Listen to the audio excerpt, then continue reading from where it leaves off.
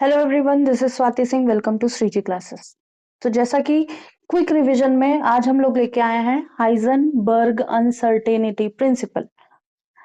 ये जो एक्सपेरिमेंट है या फिर जो हाइजनबर्ग ने प्रिंसिपल दिया था वो कब दिया था? 1927 में, जिसमें इन्होंने फॉर्मूला दिया था कि जब पोजीशन ऑफ पार्टिकल और मोमेंटम ऑफ पार्टिकल का मल्टीप्लाई करेंगे या फिर हम इनका प्रोडक्ट करेंगे तो वो ऑलवेज h/4 पाई के से ज्यादा होगी। ठीक है, या तो मोर देन होगी या इक्वल होगी h/4 पाई के बराबर।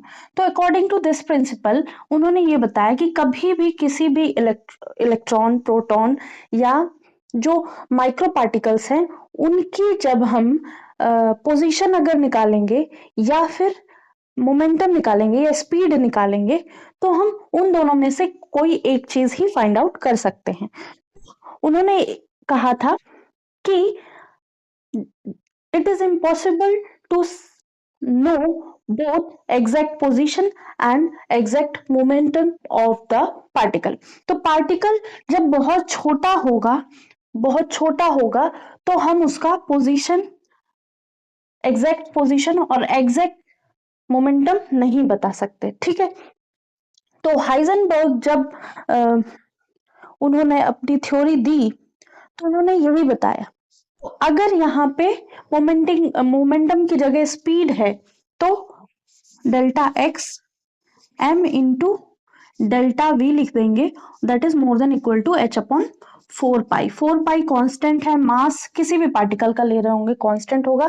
तो जब ऐसे पार्टिकल होंगे जिनका मास बहुत कम होगा तो उनकी स्पीड और वेलोसिटी को एक साथ फाइंड आउट करना इम्पॉसिबल है। ठीक है, तो जिस तरह से हम क्लासिकल फिजिक्स पढ़ रहे थे या क्लासिकल फिजिकल केमिस्ट्री पढ़ रहे थे, ने उसको चैलेंज कर दिया। ठीक है, तो इस फॉर्मूला के थ्रू उन्होंने क्वांटम थ्योरी में बहुत बड़ा योगदान दिया। ठीक है, तो इसमें बेसिकली हमें ये फॉर्मूला याद रखना है, delta x into delta p more than equal to h/4 पाई।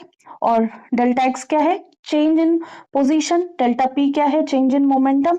अगर ये फॉर्मूला दिया है या फिर कुछ कैलकुलेट करना है जिसमें ये फॉर्मूला, तो मास उस पार्टिकल का हमेशा, जिस पार्टिकल की हम बात कर रहे हैं उसका मास हमेशा कांस्टेंट रहेगा, h/4 पाई हमेशा कांस्टेंट रहेगा। h क्या है? Planck's constant. ठीक है, x पोजीशन है और v क्या है? वेलोसिटी। तो ये डुअल नेचर के बारे में बात हुई थी क्वांटम में, उसके बारे में इन्होंने एक तरह से क्या कर दिया था? चैलेंज कर दिया था क्लासिकल फिजिक्स को। ठीक है, तो जो इन्होंने ये फॉर्मूला दिया वो बेसिकली जो पार्टिकल का, किसी भी पार्टिकल का वेव और पार्टिकल नेचर था उसके बारे में बताने के लिए था। ठीक है, तो क्वांटम मैकेनिक में हम लोग पार्टिकल नेचर और वेव नेचर दोनों नेचर देखते हैं। जब बहुत ही स्मॉल पार्टिकल होता है तब, बहुत ज्यादा मास वाले पार्टिकल में हम एक ही तरह का नेचर देखेंगे। ठीक है, पार्टिकल नेचर देखेंगे, वेव नेचर नहीं देखेंगे। सभी पार्टिकल में पार्टिकल नेचर और वेव नेचर होते हैं, लेकिन हम जब जैसे जैसे हमारा पार्टिकल बड़ा होता जाता है या सब्सटेंस बड़ा होता जाता है हम उसका पार्टिकल नेचर ही बस देख पाते हैं, वेव नेचर नहीं देख पाते हैं। ठीक है, अगर किसी भी पार्टिकल या वेव नेचर दोनों देखना है तो उसका मास बहुत कम कर दीजिए। जैसे इलेक्ट्रॉन है, इलेक्ट्रॉन का पार्टिकल नेचर और मास नेचर हम देख सकते हैं एक साथ। प्रोटॉन है, एटम है, एटॉमिक स्टेट पे जो भी होगा उसका पार्टिकल नेचर और वेव नेचर हम आसानी से देख सकते हैं।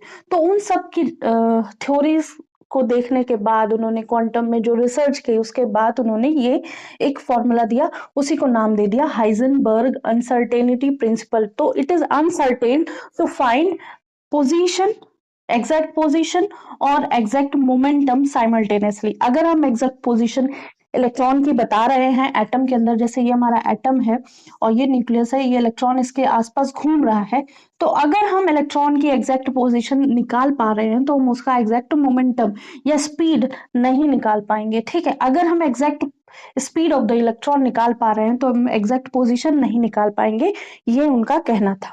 ठीक है, तो डेल्टा एक्स क्या है? अनसर्टेनिटी इन पोजीशन। डेल्टा पी क्या है? Uncertainty in momentum. और डेल्टा एच क्या है? Planck's constant. प्लैंक्स कांस्टेंट की वैल्यू क्या है? 6.62 10 to the power minus 34